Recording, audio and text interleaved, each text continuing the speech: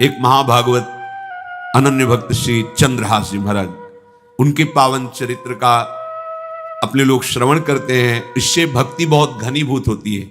केरल देश में एक परम मेधावी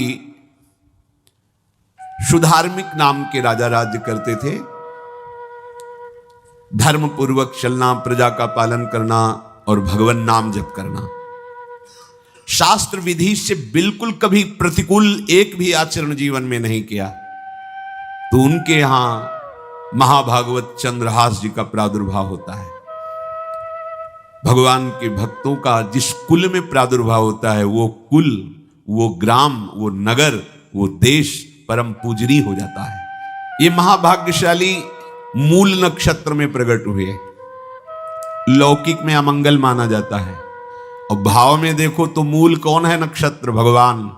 ऊर्ध्वमूल मधा शाखा मुसत्तम प्राहुरव्ययम।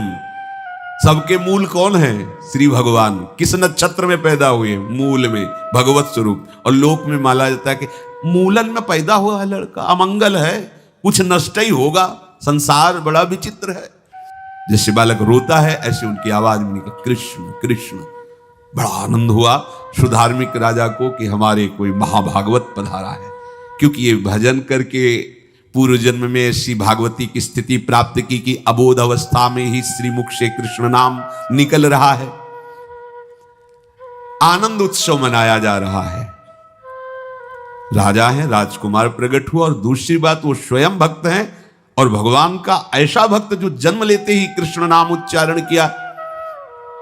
ये आनंद ज्यादा दिन टिका नहीं।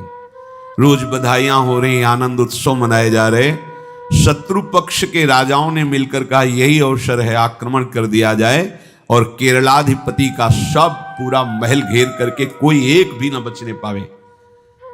शत्रु पक्ष के राजाओं ने घेर लिया, आसपास से राजा और सैनिकों ने घेर लिया। अब वो असावधान थे, आनंद में पुत्र हुआ है, बधाइयां, कोई संभावना ही नहीं थी। गुप्त रूप से शत्रु पक्ष के राजाओं ने आक्रमण करके घेर लिया। अब राजाओं की कई सेनाएं और इनकी असावधानी पूर्वक आनंदमयी वृत्ति में कोई पहले से पता हो तो तैयारी करते। तत्काल आक्रमण को रोकने का प्रयास किया पर असफल रहे। इनके सैनिक भी मारे गए, राजा भी मारे गए, राजमहल को घेर लिया गया, कोई भी एक भी बच के न जाने पावे। तो राजमाता जिनसे चंद्रहास जी का प्रादुर्भाव हुआ था, उन्होंने धाय मां को कहा कि मेरे पुत्र को बचाने में तुम समर्थ हो, मेरे तो प्राण नहीं बचेंगे, अगर ये लोग नहीं मारते तो मैं अपने पति के शव के साथ सती हो जाऊंगी। पहले ऐसी धार्मिक निष्ठा माताओं बहनों में होती थी कि धाय मां ने विचार किया कैसे बचा सकती हूं, आसपास तो सब सैनिक घेरे हुए हैं। तत्काल उसने विचार किया कि अगर हम इनको राजकुमार की तरह ले जाती है तो हमें भी मारा जाएगा और इनको भी मारा जाएगा। देखो कितनी विपत्ति जन्म लेते हैं। कोई प्रश्न कर सकता है कि महाभागवत जिनके घर में प्रकट हो तो वहां धन वैभव सुख संपत्ति बढ़नी चाहिए, यहां तो जन्म से ही जैसे वहां माता पधारी, ये क्या है? तो श्री भगवान स्वयं कह रहे हैं यस्य तुष्टो रहम पार्थ वित्तम तस्य हराम्यहम करोमि बंधु विच्छेदम सच कष्टेन जीवति। हे अर्जुन, मैं जिस पर बहुत प्रसन्न होता हूं, आप अपने ऊपर भगवान को बहुत प्रसन्न करना चाहते हैं, बहुत प्रसन्न करने में ये है, देख लो, कह रहे जिस पर मैं बहुत प्रसन्न होता हूं सबसे पहले उसका ऐश्वर्य नष्ट करता हूं। फिर क्या करता हूं? फिर बंधु बांधवों का, फिर क्या करता हूं? असाध्य रोग उसके शरीर में। बोले महाराज जी तुम प्रसन्न हुए हो कि पूरे के पूरे नाराज हो गए हो? बोले यही मेरी प्रसन्नता है। क्या? माया का नाश। अब एकमात्र भरोसा केवल भगवान का, दूसरा कोई नहीं। ये सबको पसंद नहीं आएगा। सब तो उस भगवान की भक्ति चाहते हैं कि अगरबत्ती धूपबत्ती तन मन धन सब तेरा, स्वामी क्या लागे मेरा, पर अंदर से कह रहे सब तन मन धन सब मेरा, क्या लागे तेरा।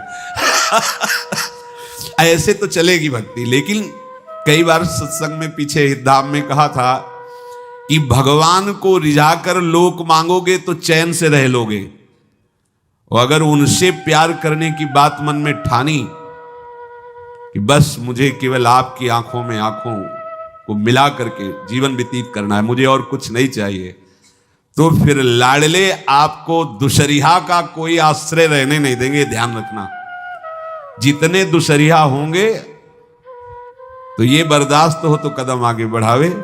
बहुत प्रसन्न हो जाओ ठाकुर हम पे तो कह रहे यस्य तुष्टो ह्रहम पार्थ वित्तम तस्य हराम्य हम करोमि बंधु विच्छेदम सच कष्टेन जीवती।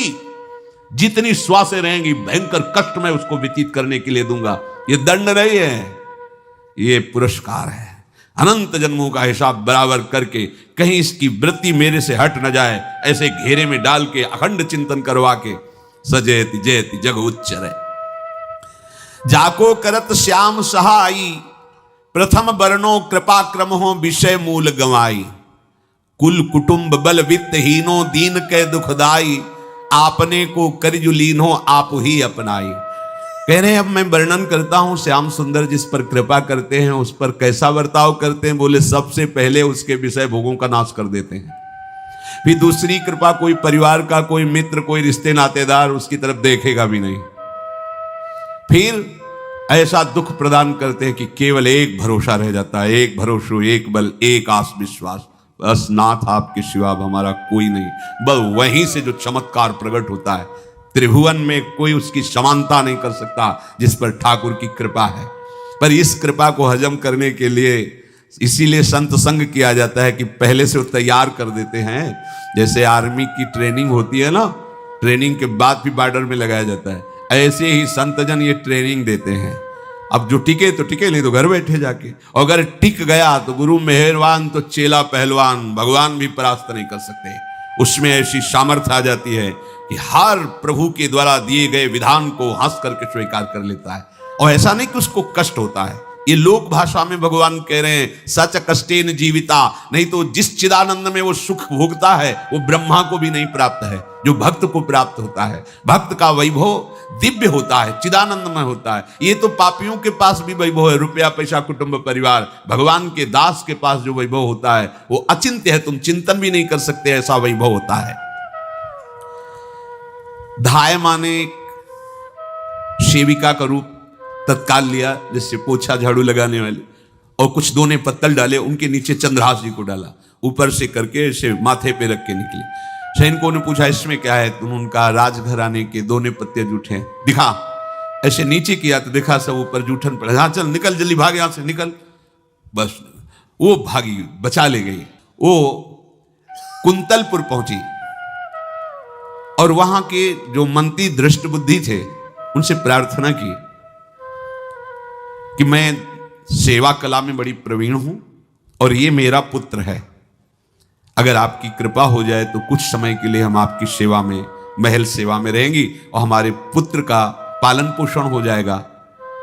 उनकी परीक्षा ली गई तो राजघराने की सेविका थी, परम प्रवीण थी, पर उन्होंने ये परिचय नहीं बताया।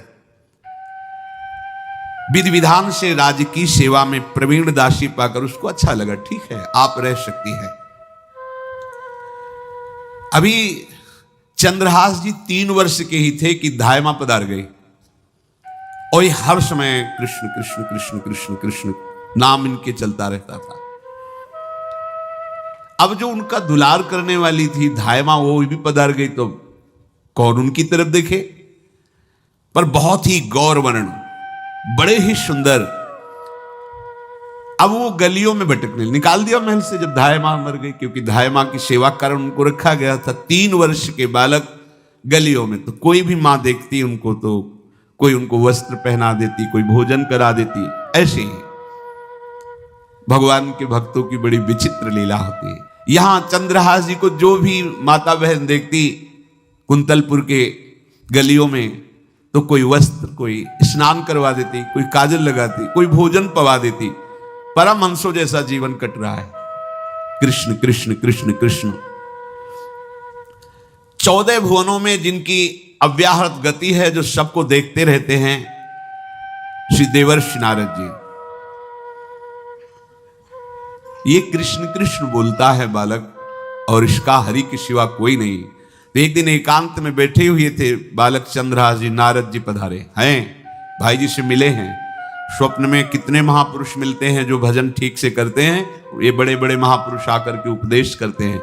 ये त्रिकाल सत्य हैं, कोई ऐसा नहीं है कि ये कहानी हैं, अभी हैं। जहां आप भगवत चिंतन करेंगे तो आपको परिचय बड़े बड़े महापुरुषों का मिलने लगेगा। नारद जी आए तो देखा आंख बंद की हुई चंद्रहास जी कृष्ण कृष्ण कृष्ण कृष्ण कृष्ण ऐसा उच्चारण कर रहे। त्रिकालज्ञ सर्वज्ञ नारद जी ने देखा कि ओहो, इतना छोटा बालक और कृष्ण कृष्ण बोल रहा है। नारद जी ने स्पर्श किया दुलार करते हुए, सुनो आंख खोलो। आंख खोल के देखा श्री देवर्षि नारद जी। नारद जी ने कहा देखो हम तुमको एक अमोघ वस्तु देते हैं, और एक छोटी सी शालिग्राम की इतनी बड़ी शिव शालिग्राम का जो वो दिया। बोले धो के पी लेना और दिखा के पा लेना, यही तुम्हारी सेवा पद्धति है। अर्थात स्नान करा दिया और जो तुम्हें मिले इनको अर्पित। तो उन्होंने विचार किया कि धोने के लिए, स्नान कराने के लिए पात्र चाहिए, भोग लगाने के लिए पात्र चाहिए। तो जैसे कोई पान की बीड़ी नहीं, तो ऐसे कपोल में शालिग्राम को रखे रहते, कोई पात्री नहीं, कोई सिंहासन ही नहीं, यही धुल गए। चरणामृत अंदर जा रहा, जब पाएंगे तो यही पा लेंगे, साइड में ऐसे करके फिर निकाल के धो। यहां कपोल में रखते छोटे से शालिग्राम चंद्रहास जी, और उपदेश किया भगवान के मंत्र का। जब कोई भगवत प्राप्ति के लिए चलता है तो भगवान ही गुरु रूप से प्राप्त होते हैं, वहां तक तुम्हें पहुंचा देते हैं या उन महापुरुष को आपसे मिला देते हैं। जब कोई भगवत प्राप्ति के लिए जहां चलता है तो ये भगवान अपनी तरफ से कृपा करते हैं। ये दृष्ट बुद्धि के जो महल में धायमान ने इनका आश्रय स्वीकार करवाया था, उसके एक पुत्र थे मदन जी, वो बड़े भागवत थे। और एक पुत्री थी जिसका नाम था विषया, वो बड़ी सुंदर थी, अभी छोटी अवस्था की थी। मदन जी का स्वभाव था भक्तों को भोजन पवाना। जो भगवत भाव के जन होते हैं उनके हृदय में ऐसा उत्साह होता रहता है कि जो वैष्णव हैं, संत जन हैं, इनको भोजन पवाने का मतलब श्री भगवान को भोजन पवाना। भक्तमाल में भी वर्णन है कि जैसे गर्भवती मां को आप कुछ भी पवाओ तो बालक की पुष्टता अपने आप होती है, ऐसे संतों के हृदय में भगवान विराजमान प्रगट रूप से हैं। जब हम संतों को भगवत भाव से भोग पवाते हैं तो साक्षात भगवान ही पाते हैं। वो मदन थे भगवत भाव के, तो उन्होंने बुलाया बड़े बड़े भक्तों को और ब्राह्मणों को। जब ब्राह्मण और भक्त पा रहे थे तो खेलते खेलते चंद्रहास जी भी वहीं चले गए और उन्होंने भी वहां प्रसाद पाया। अब बड़े बड़े ब्राह्मणों में एक ज्योतिषाचार्य थे। दृष्ट बुद्धि जी ने हाथ जोड़कर प्रणाम किया और अपने परिवार को प्रणाम करवाया और कहा ये हमारी पुत्री है। दृष्ट बुद्धि जी ने कहा आप इसका हाथ देकर बताइए इसको वर कैसा मिलेगा, कैसा ऐश्वर्य होगा। दृष्ट बुद्धि मतलब दुष्ट बुद्धि, ऐसा ही था वो, पर बड़ा विचित्र खेल है। इसकी बुद्धि एकदम विपरीत और पुत्र महाभागवत, भगवान का खेल है। वो भक्ति विरुद्ध और पुत्र भागवत। उन्होंने कहा वर, ऐसे दृष्टि डाली चंद्रहास जी वहीं पार, वो है इसका वर। वो इसे धाय का एक दासी का लड़का हमारी पुत्री का वर बने। बोले शायद आपने ध्यानपूर्वक रेखा नहीं देखी, वो हम देख लिए हैं, यही है तुम्हारी पुत्री का वर। दृष्ट बुद्धि ने विचार किया कि एक भिखमंगा हमारी राजकुमारी पुत्री का दूल्हा बने। पंडित जी को तो दक्षिणा दी, विदा किया और सैनिकों से कहा घर से निकलने न पावे बालक, क्योंकि ज्योतिष पक्की, ज्योतिष शास्त्र सत्य है पर उसका सम्यक ज्ञान होना चाहिए। भला मुझ सम्राट के मंत्री की पुत्री, वो महामंत्री है दृष्ट बुद्धि, और ये एक भिखमंगा कैसे हो सकता है। बड़ा हृदय में जलन हुआ, ये तो बड़ी अपकीर्ति और दुर्भाग्य का विषय होगा, इसी को मरवा डालते हैं, काम खत्म हो जाएगा। निश्चय किया और जल्लादों को बुलाया, और कहा, बालक जो पंगत में भोग पा रहा है, इसको ले जाओ और जंगल में मार के, और इसका कोई अंग हमें काट के दिखाओ कि हम मार, मतलब पक्का मार देना है। क्योंकि वो इतने सुंदर थे, इतने सुशील थे, इतने प्यारे लगते थे कि कोई भी मारने के लिए तैयार। इसलिए उसने शर्त रखी, इनका अंग काट करके हमको प्रमाण में दिखाया जाए कि मार दिए गए हैं। चांडालों ने हाथ पकड़ा चंद्रहास जी को, लेकिन चंद्रहास जी का स्पर्श करते हुए उनको ऐसा दुलार होने लगा हृदय में, जैसे मां को अपने बच्चे से दुलार होता है। स्पर्श करते, दरस परस अघनाश, भक्त का स्पर्श ही पापों का नाश कर देता है। वो दो जल्लाद आपस में कहने लगे, भाई जीवन हो गया लोगों को मारते हुए, कभी कोई पुण्य का काम नहीं किया। ये देखो भक्त संग का प्रभाव। इस सुकुमार विशाल नेत्र, कैसा सुंदर बालक जो हमारे चित्त को चुरा रहा है, इस दुष्ट बुद्धि मंत्री ने आदेश किया मारने का। भला इससे क्या बिगाड़ा इनका, क्यों मारना चाहता है? देखो वैसे तो मां पापी है ही है, क्योंकि जल्लाद घर में जन्मे हैं, पूर्व जन्म के पापों के अनुसार इस जन्म में न जाने कितनों को हमने काटा है। पर पता नहीं क्या हो रहा है, मेरे हृदय में ऐसी हिम्मत नहीं आ रही कि इस बालक को मैं मार सकूं। दूसरे ने कहा, फिर अगर उसको तुम नहीं मारोगे तो तुम मारे जाओगे, कुछ तो करना पड़ेगा। नहीं नहीं, इस छोटे से बालक से क्या किसी को नुकसान। एकांत जंगल में ले गए और कहा, तुम जानते हो हम तुम्हें किस लिए बुलाए हैं? चंद्रहास जी बालक थे, 5 वर्ष की आयु अब हो गई थी। तो उनका, मुझे पता नहीं कि आप क्यों लाए हैं। बोले, हम जल्लाद हैं, तुम्हें मारने का हुक्म दृष्ट बुद्धि ने दिया है, मारना तो पड़ेगा ही तुम्हें। हमारी इच्छा नहीं कि मारे, पर हम तुम्हें अंतिम बात पूछते, तुम्हें कुछ भी पसंद हो, कुछ भी, तो तुम कहो, हम तुम्हारे लिए ला के देंगे। जो तुम्हें चाहिए बोलो, पर हमें वध करना पड़ेगा तुम्हारा। तो उनका, मुझे कुछ और नहीं चाहिए, बस थोड़ा सा समय चाहिए। यदि आप मारना ही चाहते हो तो थोड़ा हमारी पूजा है, हम कर लें, इसके बाद मार लीजिए। आपको तो बल है, अस्त्र हैं, मैं तो बालक हूं।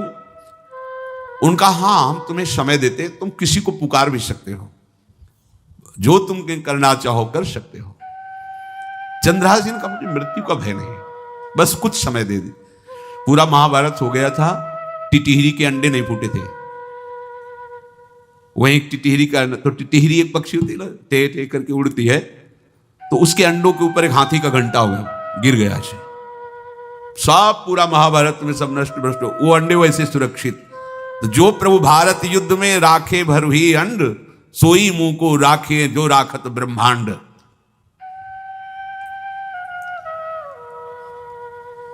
मैं तो अनाथ हूं, श्री कृष्ण के सिवा कोई मेरा है नहीं, मैं किसको पुकारूं? मेरा आश्रय तो एकमात्र वही प्रभु हैं। और निकाला शालिग्राम, यही सिंहासन है शालिग्राम का। भगवान के भक्तों की अपार महिमा है, क्या सेवा। वहां कोई पंचपात्र गंगा जल सब थोड़ी है, लेकर बस आंसुओं से अभिषिक्त कर रहे हैं। प्रभु मुझे तो कोई ज्ञान नहीं कि आपकी सेवा कैसे की जाती, मैं तो अपने मुख में ही आपको रखता हूं। अब मेरे जीवन का अंत होने जा रहा है, बस मैं यही प्रार्थना करता हूं कि मैं आपके ही समीप पहुंचूं, आपका ही स्मरण करूं, आपसे कभी विलग न हूं, एक भी वृत्ति आपसे कभी विलग न जाए। श्याम सुंदर मुरली मनोहर ललित त्रिभंगी ध्यान करते हुए आंख खोली और इशारा किया, काट दो मुझे। जल्लादों ने जब देखा आंसू चल रहे हैं ऐसा, वो बैठ गए अस्त्र रख के, कहने लगे, भाई तुम मुझे मार दो, भले भले वो दृष्ट बुद्धि मुझे, मैं इस बालक को नहीं मार पाऊंगा, मेरी हिम्मत नहीं। अब कुछ भी हो, मेरा वध हो जाए, पर मैं इस बालक को, गिरे मुरझाई दया आई कछु भाए भरे, ढरे प्रभु और मति आनंद शोभिनी है, हुती छठी आंगुरी सो काट लई दूषण हो, भूषण ही भयो जाई कही सांच चीनी है। जब नेत्र का इशारा हुआ कि वध कर दो, तो जो बधिक मारने के लिए आए हत्यारे थे वो आनंद से एकदम प्रफुल्लित हुए और कहा, मैं नहीं मार पाऊंगा तुम्हें। तो एक ने कहा, देखो एक उपाय मुझे दिखाई दे रहा है, इस बालक में विशेषता तो है ही, पर इसके पैरों में देखो, बाएं पैर में एक छठी अंगुली भी है, किसी किसी को होती है। गांव में तो कहते छंगू या छंगा, जिससे होता है ना गांव में, और ये छंगा मतलब 6 अंगुली की। बोले इसको अगर काट लेते हैं तो प्रमाण भी सत्य, जिसकी कसम खवाएगा मैं खा लूंगा कि ये चंद्रहास जी की है, और मैं मार दिया।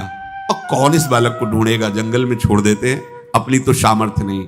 बदिकों ने, जल्लादों ने ऐसा ही किया और जाकर अंगुली दिखा दी, मैं बालक का वध करके आ गया हूं। उनको यह कि लाखों बार इन्होंने वध किया तो संशय का कोई रिश्तेदार थोड़ी है, वो तो बालक है, उसको मारने में क्या। हाँ ठीक है, मार दिया गया। अब वो जो चले गए तो अंगुली जो कटी थी उससे रक्त प्रवाह हो रहा है। कृष्ण कृष्ण जगन्नाथ वासुदेव जनार्दन, हे कृष्ण हे जगन्नाथ हे वासुदेव हे जनार्दन, ऐसे नाम उच्चारण करते हुए मूर्छित हो रहे हैं चंद्रहास जी। वो छोड़ करके जल्लाद चले गए। चंद्रहास जी भगवान का स्मरण कर रहे हैं, तो जितने जंगल के मृग हैं वो सब मंडलाकार घेर के ऐसे।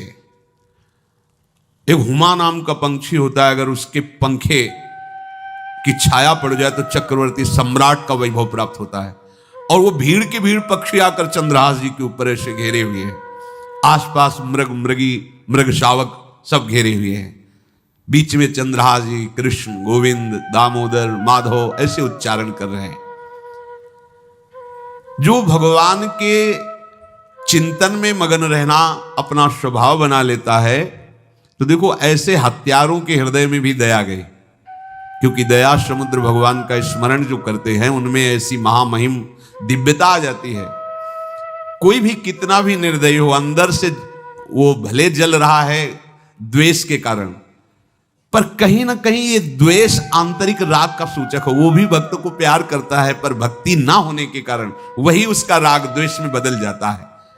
कोई भी हो, अंदर से जब भक्त के प्रति जलन पैदा करता है तो उसमें मूल होता है भक्त की महिमा, भक्त का महत्व, पर उसे ना प्राप्त, जैसे कहते हैं कि वो अंगूर खट्टे हैं और हट नहीं प्राप्त कर पाए तो अंगूर खट्टे हैं। बकाया महत्व तो सब के अंदर होता है। दुष्ट से भी दुष्ट के अंदर भगवान के भक्तों का महत्व होता है, क्योंकि सबके हृदय में भगवान विराजमान है। अब चंद्रहास जी भगवत स्मरण करते हुए पक्षियों के और मृग आदि के बीच में हैं। उधर भगवान का एक विधान तैयार होता है, वह देश भूमि में रहत लघु भूप और सुख सवै एक सुत चाह भारी है। कुंतलपुर के ही अधीन एक चंदनवती नाम की राज्य नगरी थी। वहां के राजा थे, उनके पुत्र नहीं हो रहा था, तो कुंतलपुर सम्राट पद, चंदनवती राज्य राजा, जैसे प्रदेश और दिल्ली में बैठे हुए जो प्रधानमंत्री राष्ट्रपति वो बादशाह, जो दिल्ली का अधिकार वो बादशाह, और ऐसे छोटे छोटे जो राज्य हैं उनको राजा। तो ये चंदनवती के राजा कर दिया करते थे, प्रत्येक राजा को कर देना होता था बादशाह को। इनके पुत्र था नहीं, और कर देने के लिए कुंतलपुर ही जा रहे थे, तो रास्ते में देखा कि बहुत से मृग और पंछी ये घेरे हुए क्या है, तो एक कौतूहल सा कि क्या है बीच में। आसपास मंडलाकार मृग, फिर वो विहंग पक्षी जो भगवान के आश्रित है, भगवान कैसी व्यवस्था करते हैं। वो चंदनावती के राजा दौड़ करके कौतूहल बस क्या है यहां, मृगी पंक्तियों के बीच में पक्षी, हुमा नाम का बड़ा पवित्र पक्षी हिमालय आदि में पाया जाता है, जिसके ऊपर इसकी छाया पड़ जाए वो ऐश्वर्यवान हो जाए। देखा बालक दिव्य तेजों में, और मूर्छावस्था में नजदीक गए तो अंगुली पूरी कटी हुई थी, तो रक्त प्रवाह, गोद में उठाया और आनंदित हो गए, हमारी पुत्रेष्टि यज्ञ सफल हुई, हमारा दान पुण्य सफल हुआ, ऐसा हमें सुंदर बालक मिला। चंद्रहास जी को लेकर के घर आए और हृदय में भगवान का बार बार कृपा प्रसाद मना रहे हैं, मुझे भगवान ने पुत्र दिया। चंद्रहास जी को लेकर आए, आनंद मंगल बधाइयां बजने लगी, बहुत सी संपत्ति न्यौछावर कर दी। 5 वर्ष के चंद्रहास जी हैं, पूछा बेटा तुम्हारे माता पिता कौन है? तो कहा श्री कृष्ण। परिवार में कौन है? श्री कृष्ण। मतलब तुम्हारा कोई नहीं है? नहीं है, श्री कृष्ण।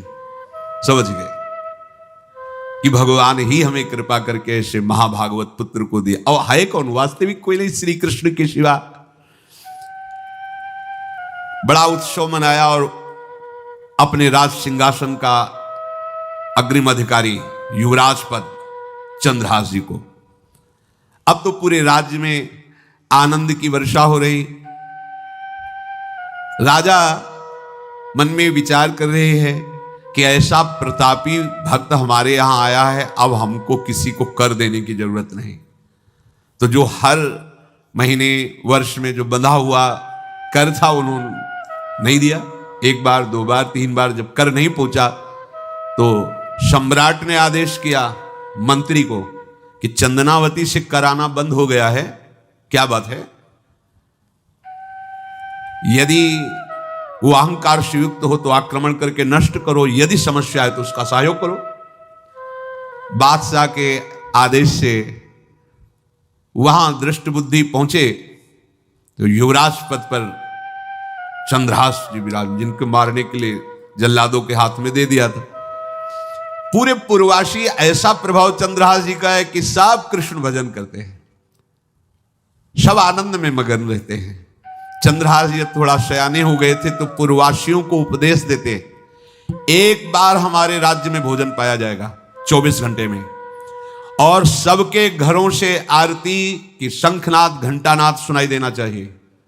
सबके यहां शाम के रोज नाम कीर्तन और भगवत कथा होनी चाहिए, क्योंकि आयुष्यम चपलम तादृक जल बुद्बुद सन्निभम चिंतयध्वम जनामूढ़ा माधवम वर्षम सुस्थिरम। भाइयों, ये आयु बड़ी चंचल है, कब शरीर छूट जाए पता नहीं, पानी का बुलबुला कब फूट जाए कोई पता नहीं। इसलिए माधव श्री कृष्ण का नाम कीर्तन, उनकी आरती पूजा, उनका ध्यान और एक टाइम भोजन पूरे नगर में। अब सोचो कितना भक्ति का प्रभाव होता है। पूरा नगर में, हर घर में आरती पूजा कीर्तन। चक्रवर्ती सम्राट के लक्षण स्वाभाविक चंद्रहास जी में प्रकट होते थे। अब दृष्ट बुद्धि जब वहां गया, देखा युवराज पद पर, पहचाना कि वही बालक है, ये तो चंद्रहास है, क्योंकि काफी समय तो महल में ही रहे थे धाय मां के साथ और अच्छे से पहचान थी। अब उन्होंने विचार किया कि ये तो बहुत अनिष्ट हो गया, हमने तो मारना निश्चित किया था और जल्लादों ने इसको छोड़ दिया और अब तो ये राजा का राजकुमार बन गया। तो राजा से कहा कि पहली बात, युवराज पद पर बैठालने के पहले तुम्हें सम्राट को सूचना देनी चाहिए थी। दूसरी बात, अभी तक तुमने कर नहीं दिया। जानते हो कि अगर सम्राट का भाव बदल गया तो एक क्षण में तुम्हारे राज्य को नष्ट कर दिया जाएगा। तो राजा ने हाथ जोड़कर, चंदनावती के राजा ने कहा, महाराज आप ही अब हमारी रक्षा कर सकते हो। तो उसकी दृष्टि चंद्रहास पर थी, इसको मरवाना है, क्योंकि पंडित ने बताया था यही पति बनेगा। अरे तो अब तो आनंदित होना चाहिए कि अब तो राजा बनेगा, अब तो बढ़िया है। लेकिन चंद्रहास जी को यदि आप सम्राट के पास भेज देते हैं और सम्राट निश्चित प्रसन्न हो जाएंगे चंद्रहास को देख के, तो वो तुम्हारे इस अपराध को क्षमा कर देंगे। युवराज पद दे दिया और भेंट नहीं दी, कर नहीं दिया महीनों से, तो ऐसा करो चंद्रहास जी को भेज दो। राजा ने स्वीकार कर लिया। और पहले लोग बिल्कुल धर्म से चलते थे, कहीं भी अधर्म का लेश नहीं। एक चिट्ठी लिखी दृष्ट बुद्धि ने और चंद्रहास जी से कहा खोल के पढ़ना नहीं, मेरे पुत्र मदन को देना जाके, और मदन तुम्हें फिर आगे का कार्य सम्राट से मिलाना, माफी करवा देना, ये सब करवा देगा, पर ये चिट्ठी तुम रास्ते में खोल के नहीं देखना। और वैसे भी किसी का पत्र खोल के देखने का धर्म नहीं कहता। अगर कोई पत्र दे तो ये नहीं कि इसमें क्या लिखा है, नहीं, या तो हिम्मत नहीं है, इतनी धैर्य नहीं है तो मत लो। अगर धैर्य है तो हाथ में लेकर जहां तक पहुंचाना है वहां तक पहुंचा दो, नहीं तो वो कार्य ही मत लो। ये अधर्म है कि आप बीच में उसको खोलकर पढ़े। पहले लोग बहुत धर्मात्मा होते थे, एक एक बात धर्मयुक्त होती थी। चंद्रहास जी को चिट्ठी दी, चंद्रहास जी ने पत्र को अपनी पाग में खोस लिया और कुंतलपुर के लिए चले। अब इनका किशोर अवस्था में प्रवेश हो चुका था। एक सुंदर कुंतलपुर के बाहरी रमणीय बगीचा था। वृक्ष बहुत सुंदर सुंदर, पुष्प वाटिका भी बड़ा मनोरम लगा। घोड़ा बांध दिया वृक्ष में और पहले सरोवर का बड़ा निर्मल जल होता, जल पिया, हाथ मुंह धोया, थोड़ी देर भगवान का ध्यान करते रहे वृक्ष के नीचे और फिर लेट गए तो नींद आ गई। भगवान बड़े कृपालु हैं। जो भगवद आश्रित होता है त्रिभुवन में कोई उसका अमंगल नहीं कर सकता। अपनी सहेलियों के साथ दृष्ट बुद्धि की वही राजकुमारी जिसके साथ इनका ज्योतिषाचार्य ने कहा था यही पति होगा, वो अपनी बहुत सी समान वयस्क अवस्था की जो किशोरियां थी उनके साथ वो, और ये राजवाटिका थी, इसमें घूमने के लिए आई। तो घोड़ा देखा तो उसने कहा यहां किसी का घोड़ा कैसे आ सकता है? हमें लगता है कोई यात्री इसमें प्रवेश कर गया, उसको पता नहीं होगा कि राजवाटिका है। वो अपने सहेलियों के साथ घूमते हुए उसी वृक्ष के नीचे पहुंची। जा चंद्रहास नौ किशोर अवस्था, और जो भगवान का भजन करते हैं उनमें एक विशेष आकर्षण होता है जो साधारण आदमियों में नहीं होता। वो कैसा भी रूप हो उससे मतलब आकर्षण होता है। ऐसा लगता है इनके समीप बैठे रहे, इनको देखते रहे, इनकी बातें सुनते रहे, उनमें भगवत आकर्षण होता है। आंख मुंदी हुई शोर है, देखते ही पूर्व विधान के अनुसार उसका चित्त लुट गया। इतना सुंदर 9 किशोर अवस्था। आसपास देखा तो सखियां खेलने में लगी थी। पाग में एक चिट्ठी सी दिखाई दी तो झुक करके चुपचाप ऐसे 9 किशोर अवस्था में चंचलता भी होती है। चिट्ठी खोल करके देखा तो वैसे ही रूप माधुरी में आसक्त हो गई थी। पूर्व संस्कार से आकर्षण भी हुआ। इसने संस्कृत में लिखा था विस्मस्मयी प्रदातव्यम त्वया मदन शत्रवे कार्या कार्यम न द्रष्टव्यम कर्तव्यम खलु में प्रियम। मदन पुत्र, उनके नाम था मदन। अय मदन, बिना कुछ विचार किए इसको विष दे देना जाते ही। क्या उचित है क्या अनुचित ये तुम्हें नहीं सोचना, मेरा प्रिय करना, मेरे आदेश का पालन, जाते ही से विष दे देना। पत्र उसने देखा वो पिताजी की बुद्धि खराब हो गई। ऐसे सुंदर नव किशोर को विष देने की बात लिख दी। अब उसे बड़ा दुख हुआ कि पहली ही दृष्टि में, अभी तो इन्होंने आंख खोल के हमें देखा ही नहीं और इनको इस सोई हुई मुद्रा में देख करके मेरे प्राण समर्पित हो गए, मेरा चित्त समर्पित हो गया। चलो, जब मेरी सखियों के नाम पुकारे जाते हेमलता शशिकला आदि, तो मुझे चुभता था कि मेरा नाम पिताजी ने विषया क्यों रखा है। आज सार्थक हो गया, मेरा नाम सार्थक हो गया। काजल लगाई हुई थी, एक सीख से ऐसे काजल लिया और एक संस्कृत में आ बनता है ऐसा, ऐसे, बस ऐसे कर दो तो विषया हो गया। अब उसका अर्थ बदल गया। हे मदन, उचित अनुचित का विचार छोड़कर जाते ही इसे विषया प्रदान कर दो, ये मेरा प्रिय कार्य होगा। विषय पुत्री भगवान है, जैसी हो भवतव्यता तैसी बने सहाय, आप ना आवे आप परताई तहां ले जाए। तो ओ पत्र वही खोश दिया और ये सुख हुआ कि तो जाएंगे भाई के पास ही ना, तो घर में ही तो जाएंगे, वहां इनकी इस प्रसन्न मुद्रा में बातचीत करते हुए मैं इनको देखूंगी। ये भगवान का विधान होता है। चंद्रहास जी उठे और पूछते हुए मंत्री के घर पहुंचे और मदन ने देवी की चंदनावती से पिताजी ने इनको भेजा है, ये वहां के राजकुमार हैं, हृदय से लगाया। चंद्रहास जी ने कहा आपके पिता ने पत्र दिया है। उन्होंने पत्र पढ़ा, विषमस्मयी विषयास्मयी, विषय तुरंत बिना विचार किए ब्याह कर दो, दे दो, क्योंकि लिखा है प्रदातव्यम त्वया मदन, अभी इसी क्षण जहां ये पत्र मिले, उनका जो आ गया शुभम शीघ्र बुलाओ पंडित को।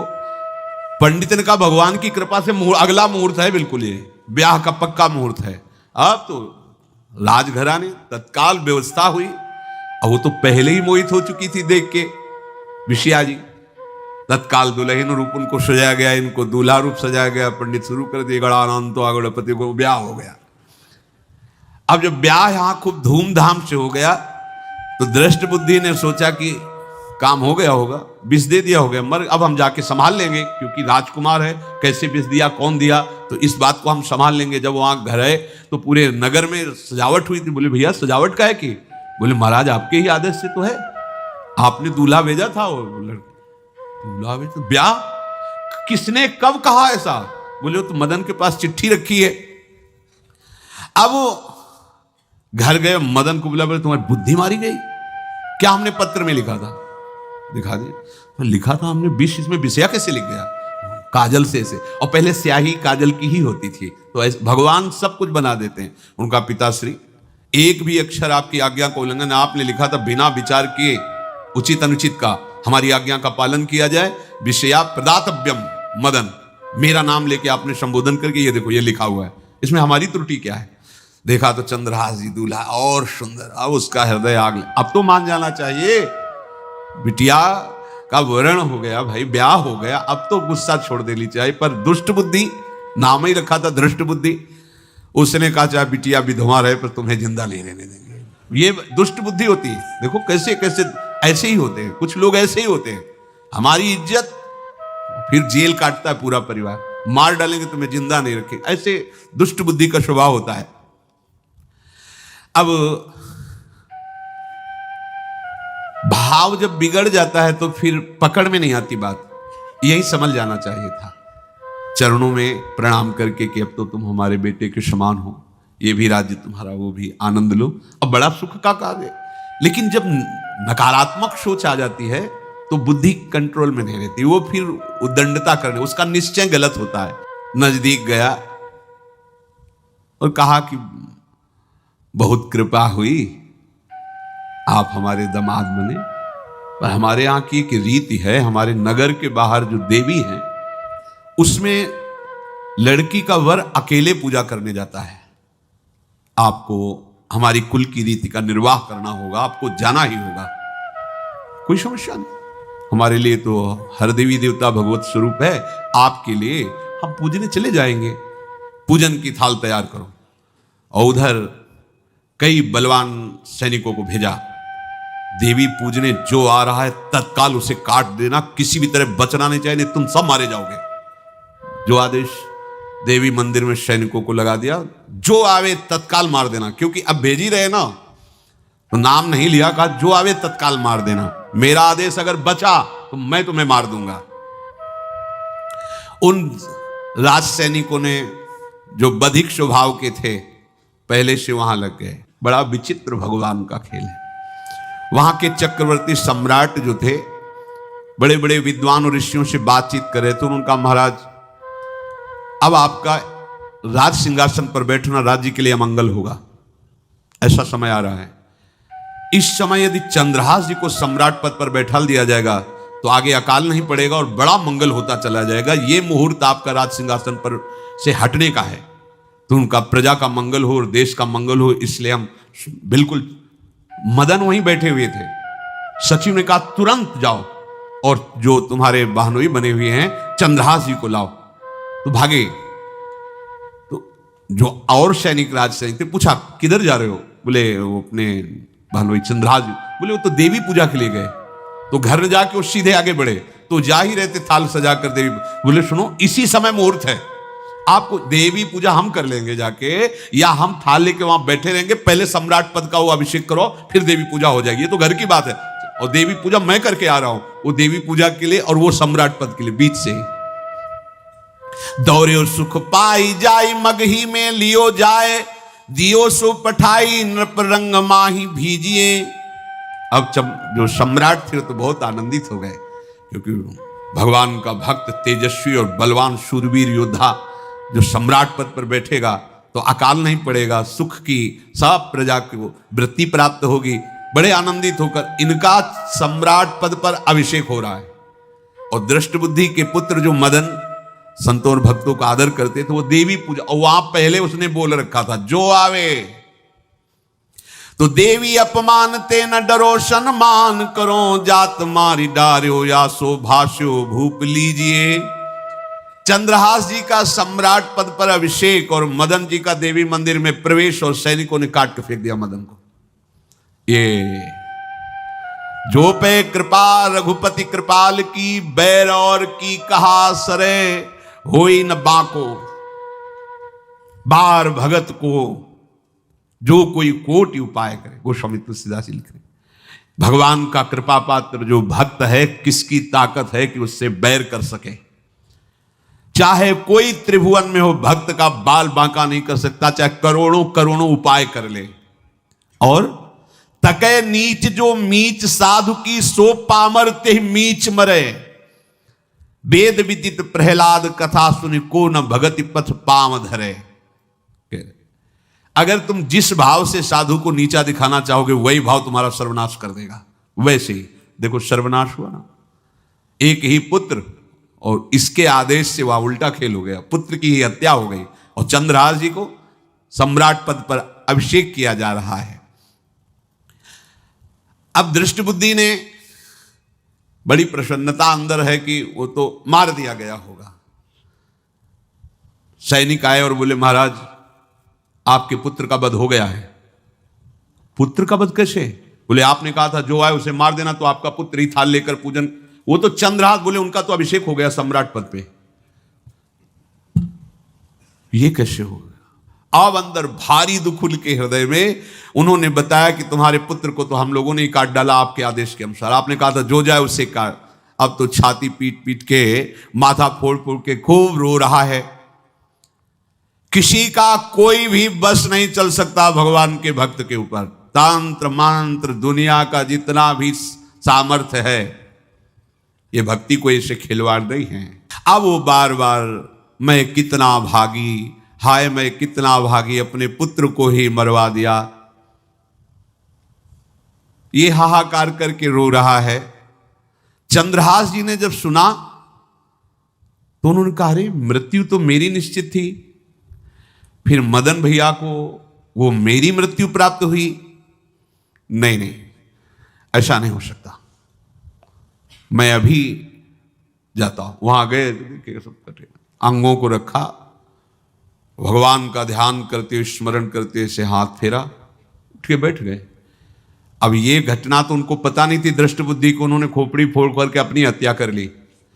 उनको जिला के आए तो फिर उनको जिलाया और कहा पिताजी अब कृष्ण कृष्ण जपो।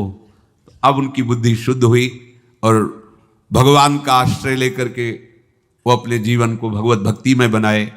तो जो भगवान का भक्त है, उससे द्रोह करने वाले को भी परम मंगल ही देते हैं भक्त। पर भक्ति में अनन्यता की आवश्यकता है। प्रारंभ इहलोक परलोक के सारे सुखों को भगवान के चरणों में समर्पित करके किसी व्यक्ति वस्तु स्थान का आश्रय नहीं होना चाहिए।